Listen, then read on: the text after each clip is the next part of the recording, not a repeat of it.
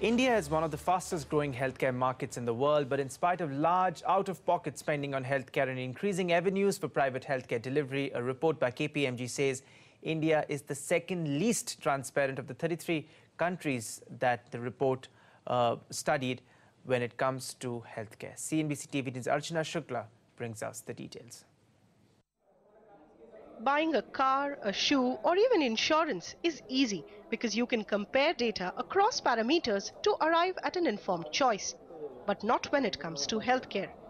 A global study of practices and infrastructure in 33 countries by KPMG says that after patients in China, Indian patients have the least control over their healthcare because data is not easily available and caregivers or doctors decide on controlled treatment. While European countries took the top ranks, India is second last with an overall score of 36% on the Transparency Index.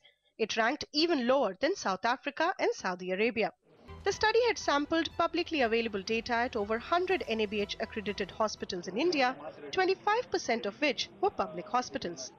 India has scored less than 45% across categories, be it personal health data, finance, quality of healthcare, or patient experience. But is such a comparison just? The challenges in these countries are different. And probably to that extent, challenges in India and China are more or less similar could be. If we are seeing normally, let's say in Europe, probably somebody in OPD will see maybe 4 or 5 patients in 1 hour or 1.5 hours. Whereas patients to be seen in chain could be as high as 40, if not 60. Same thing comes to even inpatients. This is the kind of numbers which are unheard of. It doesn't matter whether you have, 1 bed per 1,000 people or 15 beds, you would still want health outcomes to happen in a particular manner. And therefore, in our research and in our comparison, we have not looked at inputs, but looked at outcomes which kind of determine a health system. The need for greater transparency, however, is not in dispute. Experts say that since 70% of healthcare in India is through out-of-pocket expenditure, it is imperative to improve transparency, especially in pricing and quality of healthcare. Even the Right to Information Act has not helped much as it only deals with public institutions. For instance, the KPMG study highlights that there is no way to compare the costs of a medical procedure between 2 or more hospitals.